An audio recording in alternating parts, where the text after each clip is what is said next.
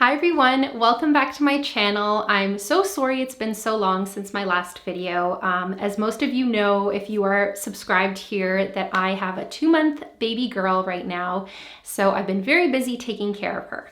But I have some time now, and it's been a while since I did a story time or reaction type video. So when I saw the This is Paris Hilton YouTube documentary, I watched it and I knew I wanted to react to it because I also remembered the time that I actually met her. So before I get into my reaction to the documentary, I'm going to start off with the story of how exactly I met Paris Hilton at a party in 2006. So just before I jump into that, if you guys are new to my channel, my name is Andrea and I make all sorts of videos, so I'd love to have you here. Subscribe, ring the bell, and you'll know exactly when my videos come out. So I actually completely forgot that I met Paris Hilton until I saw the documentary come out and I was reminded of it. So this happened, like I said, in 2006. So me and my dad were on holiday in the summertime in the south of France, specifically in Saint-Tropez. And it sounds really bougie, but trust me, it's not as bougie as it really sounds. We just happened to have a friend who had this little beachfront apartment, and we would just rent it out from him and stay there for a few weeks. So we were staying in that apartment, and there's literally just one little kind of apartment complex, and then there's just a bunch of restaurants and cafes and stuff, and it's right on the beach. So there was a lady who was at the little restaurant right next door to our apartment complex, and I happened to be on the beach at the time, and she was as well, and her little dog kept like running towards me. So I was playing with her little dog, and she was really busy. She was on the phone, and she saw that I was playing with her dog, but she still was on the phone. So I was kind of like occupying her dog for her in a way. And then eventually she got off the phone, came up to us. My dad was there as well, and thanked me for kind of watching her dog. And she was really chatty, really open and outgoing. So she was telling us how she was like really stressed out planning this party. And she actually gave us a couple of invites. So she took our names and put our names on the guest list. And I can't remember exactly when I realized that this was P. Diddy or Puff Daddy. I can't remember what he was called at the time, but this was one of his like annual white parties. And when I realized that, I was like, what? We just got invited to P. Diddy's white party. Like, this is insane. So we had to get dressed all in white. The party was that night and I was so nervous. I actually remember telling my dad, like, I don't want to go because I was just so anxious. At the time, I was super, super shy. And this idea of like being at a party with all these like fancy rich people really freaked me out. So anyways, he convinced me that this is like a once in a lifetime opportunity. So we show up to the party, we get in. So it was at Nikki Beach, which is a very popular kind of hot spot for partying. It's like a club lounge that's directly on the beach. And so we just got a table, we had some lunch, and there weren't too many people at that time. But then my dad recognized, I think he's an actor, George Hamilton, and it's kind of like from my dad's generation. So I was like, okay, there's like famous people here. I'm sure there were a lot more famous people. I just didn't recognize them at the time. I think I was 18 at the time. And then I can't remember now if P. Diddy came in first or like Paris Hilton and her little entourage came in first. So he gets off of his helicopter. He's already got a mic in his hand and he like walks down this like runway that was put over top of the swimming pool. And then he had this like little platform with all these like pillows, and there's all these like people all around him dancing. And so he does this whole like little performance. And then I can't remember if Paris Hilton was already there or she might have come in after. But anyways, she came in, and that's when I like recognized her, and I forget the name of her boyfriend at the time. If I remember, I'll just put a picture here, but he was there too. And then later when I started Googling the pictures from this party, I realized that Kim Kardashian was there as well, but I had no idea who that was at the time. So basically I was just kind of like watching them, people watching. And at one point, Paris Hilton was kind of just by a table by herself. And I was so nervous, but I really wanted to like go up to her and ask for a photo. So I sent my dad to go first because I was so nervous. So he went up to her and then he kind of like called me over. He already had his camera out and we took a photo. I think all I said to her was like, hi. And then we took a photo. I said, thank you. And that was it.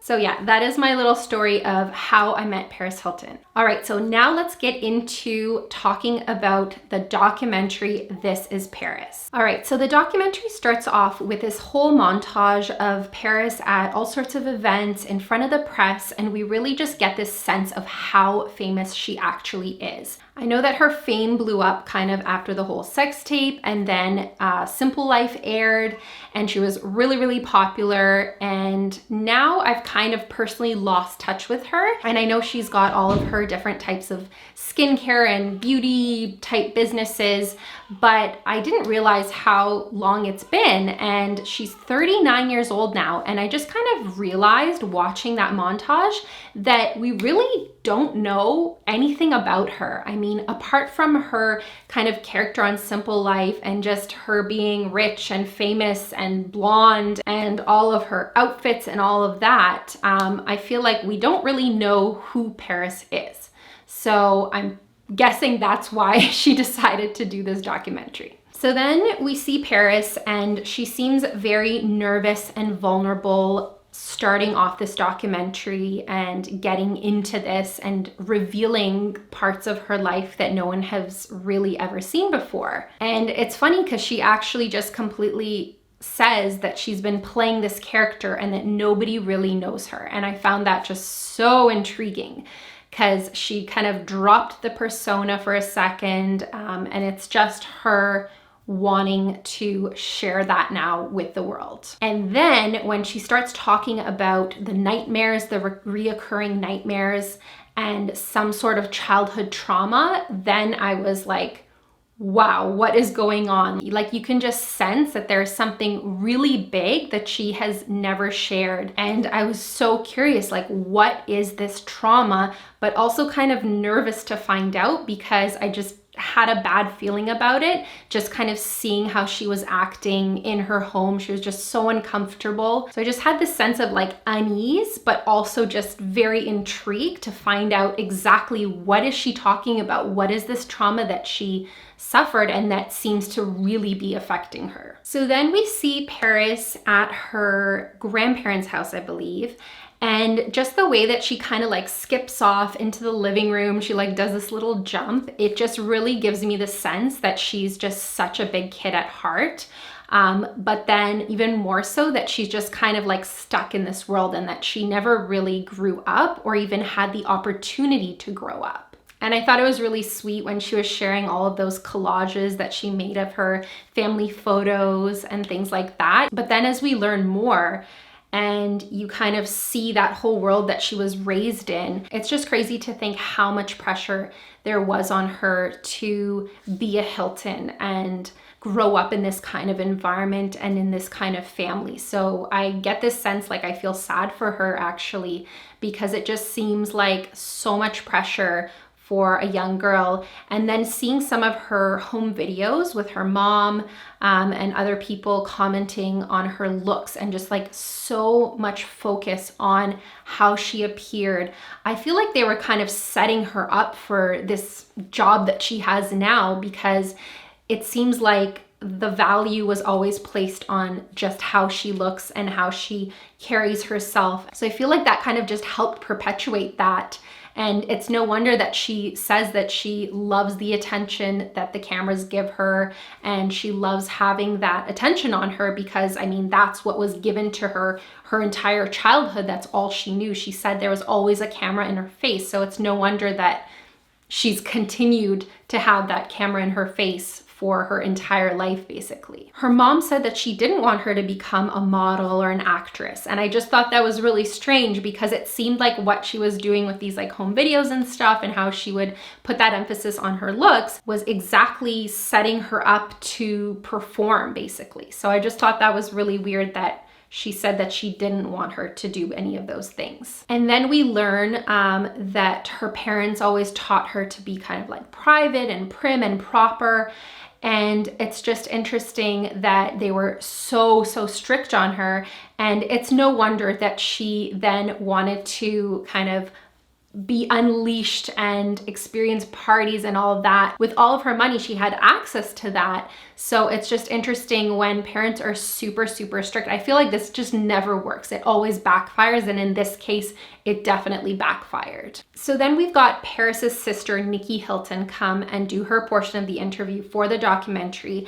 And she just looks so uncomfortable. And she says like she doesn't do these kinds of things, but she just wants to help her sister out and kind of get the real image of her out there. It was also really interesting to hear from her perspective that her sister is not as glamorous as her life now appears to be, and that she really is a big tomboy, and that she really just is a normal person. And I think that's so true. I mean, for most celebrities, they are just regular people. And I think for fans and people kind of looking from the outside in, it's so hard to strip away the image, the clothes, the makeup, the lifestyle, all of that, and just realize like that all these people, even with as much money as they have, they are still just regular people. They still feel like we do. And yeah, I think that's just so important in this day and age to recognize that, because just because you have money and all that, it doesn't mean you are not going to have this human experience. Then everyone is talking about how Paris just loves animals, and we see some of the home videos, and of course we know she loves her dogs and all that, and she would just spend all of her money on animals. And I thought that was really interesting because she had all the money in the world to spend, but she chose to surround herself with animals and care for them. So I just think that speaks to her character. So I found it really relatable when Paris was scrambling to leave the house and she kept running back for things that she forgot. That's definitely me pretty much every time I leave the house. Now with a baby on top of it, it's gotten even worse. So again, we have mentioned Paris's childhood trauma, this time by her sister, and we still don't know exactly what that is. But now that we've learned that she has gone through some sort of trauma, it just makes her whole kind of life suddenly make sense in terms of her putting on this character, putting on this act as a way of escaping that trauma and kind of making her own reality that she can control. So then Paris is getting ready for a flight. And again, she just reminds me of a big kid. She's like lying on the floor. She's freaking out about packing. And then I just find it so interesting seeing celebrities or people who have a lot of money who have these like house managers and people that take care of things for them, book their flights and all that, and that they don't even know like what time their flight is. I just find that so fascinating. Then when she's at the airport, she requests that 2 of her fans get to come and meet her, and I thought that was really sweet. And then we learn that her little Hiltons, as she calls it, her fans, she really connects with them, and that she does feel really alone. And she feels better when she knows her fans are there. But the thing that I found really sad was that she feels very alone in her life. And even though she gets this comfort or this sense of comfort from knowing that all of her fans are there, they love her, support her, she really can't connect with them on, you know, a deep, meaningful level. So it's just sad to me that she really can't find that love and support in her life. Then we've got Kim K, who is being interviewed, and I completely, like I said before, forgot that they were friends, and I just totally forgot that Paris really is one of the OG influencers, and she was one of the first to take selfies. So she really does play such a huge role in where our kind of social media obsessed culture has gotten to today. So then we get the inside look of Paris back at her hotel room after a really busy day. And again, I just feel sorry for her and sad to see her so lonely and not being able to sleep. She then starts to reveal parts of the trauma that she experienced. So all we know at this point is that it sounds like she was kidnapped by 2 men. And she has this reoccurring dream every night, or nightmare, I should say, that this keeps happening to her and she's just trying to get away. And it was just so heartbreaking to see her. And again, you see kind of her day. It was so glamorous and she's putting on this act, but at the end of the day, she's very lonely. She's suffering from this trauma. It's affecting her sleep. So it's just really unfortunate and just shows you no matter how much money and fame you have in the world, you can still have these issues. And then we get again that sense that Paris is just a kid at heart and that she hasn't grown up when she's talking with her sister. And Paris reveals that she does get depressed when she's around her sister and her kids, because that's something that she may have wanted at a time in her life, or maybe still wants. We find out that she did freeze her eggs, so that is possible for her future. It's again just kind of sad to see that whatever this trauma was, it led to such trust issues that she isn't growing up, that she hasn't kind of settled into, you know, a married with kids kind of life, if that's something that she wanted, which it sounds like that is something that she wants. But then at the same time, I don't know if she's really ready to grow up, because she just kind of talks how she still watches cartoons, eats cereal, but she does it alone. And she seems to kind of still enjoy that. You get that sense that she is maybe just afraid to grow up and afraid to kind of let go of that childhood innocence. And then she said something that was really interesting to me. So she says that she's sometimes happy. It sounds like to her that she will only be happy once she makes $1 billion, and then she'll just be free and be able to relax. So clearly, whatever this trauma was, because we don't know at this point yet, it's impacting her in the way that she doesn't want to rely on anybody. So I found that really interesting, and obviously $1 billion is a lot of money. So she clearly wants to maintain her lifestyle, which we all know that even if she reaches that billion, that's not going to make her happy in the end, right? Next, we have the whole sex tape thing that happened. So I have to say that I definitely was one of those people that judged when this whole scandal came about the first time.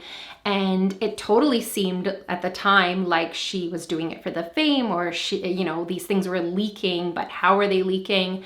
And was it on purpose? And I feel horrible now for having thought that, because seeing it from this perspective now and being let into her world and seeing how that affected her, it's horrible. It's absolutely awful. And exactly like she says, had this happened in today's day and age, things just would not have played out in the same way. And then we really see what she means when she can't trust men and she has issues around that. I mean, that obviously stems from that relationship. And then we see her planting hidden cameras around her room. And it's just really sad, because it seems like she goes into every relationship already expecting it to not work out, or something to happen, or that she's already suspicious, or already just wants to have that like control. And obviously that's not healthy. So it just kind of seems like this pattern that she can't get out of until she resolves her trust issues. So then we are back to hearing from Paris Hilton's mom, and I find what she says as very interesting, but also, I don't know, I feel kind of disappointed in her. Like, how did she not know? So her mom seems genuinely confused and questions where all of this stems from. Like, where does this whole persona stem from? Because she reveals that this is not Paris, that the voice, the look, the rhinestones, everything, it's not really her daughter. And she genuinely doesn't understand where it all came from. And I just find that a little hard to believe, given what we know towards the end of the documentary. So we learn that Paris and her family moved to New York City. That's where she went to all these fancy schools, and that's where she started rebelling against her parents' rules. So she wasn't allowed to date, she wasn't allowed to go to any parties or dances or anything. So again, there's that super, super strict environment that she was in. So obviously, being so restrained, her whole life, she's going to want to kind of spread her wings. And then we learn that she got sent to these behavioral correction type camps. And so this is something completely new, right? She's never discussed this with the media, and it sounds like she hasn't discussed that with many people in her life or discussed what exactly happened there. So we learned that she ran away a bunch of times, and once she ended up at this kind of final school, things went really bad. And the way that she ended up there, the incident, I want to call it, that caused all this trauma is just absolutely terrifying. So she thinks that she's being kidnapped and looks back, and her parents are just standing there like crying, whatever. They're just probably thinking, oh, this is the process, we have to do it. But how awful. I mean, imagine that happening. No wonder she has those reoccurring nightmares every night from that trauma. And no wonder she feels like she can't trust anyone if she can't even trust her parents who did that to her. So then we get this little insight into her relationship with her then boyfriend, Alex, and we kind of firsthand see how her issues play into her relationship with him. And it's interesting how she puts up this front that she's like super strong because of her experiences, but we see the fragility and vulnerability within her.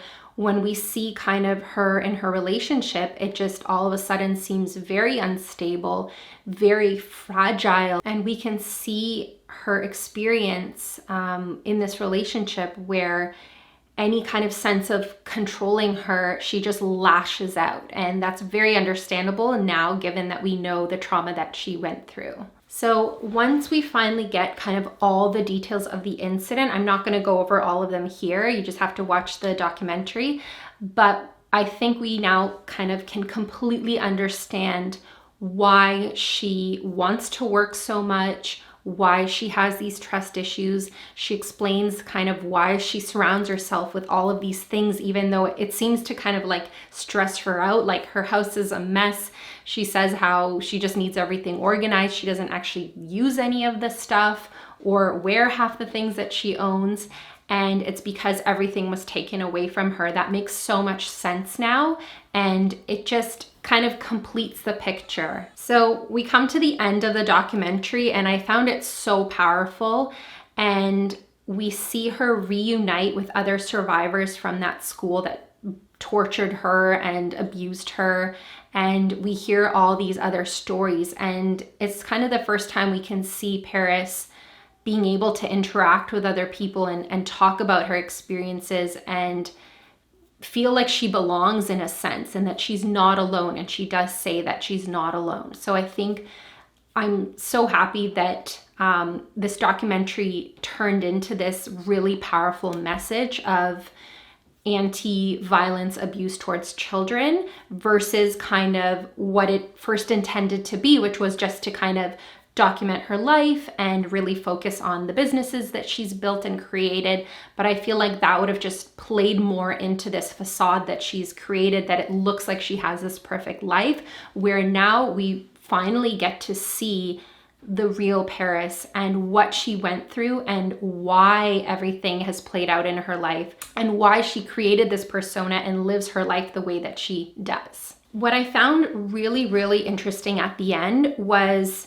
even though we know all this and she recognizes kind of what holding this brand and being this big social media star does and how lonely she feels, she doesn't want to give it up. I think what she's trying to say is that she loves that. She loves that part of her life, even though it's not fulfilling her, because really she just needs to heal from the trauma that she has. But I think the idea is that for her to be happy would be to continue doing those things, but to be free in her mind and at peace in that way, because then she could just enjoy kind of her glamorous lifestyle more and be free with that in a sense, and not be kind of like using it as her escape from her own kind of thoughts and experiences. I think also this made me view Paris obviously in a completely different light. I have so much more respect for her and what she went through, and it just gives her so much more depth. and humility versus this kind of whole superficial view that we've had of her this entire time. And lastly, I just think this was a great insight, not only into her life, but just celebrity life in general, because I'm sure she's not the only one that experienced something similar. I'm sure there's other celebrities that are creating a persona and that we don't truly know. So I think that shed light into that. And I think it just perpetuated a little bit more empathy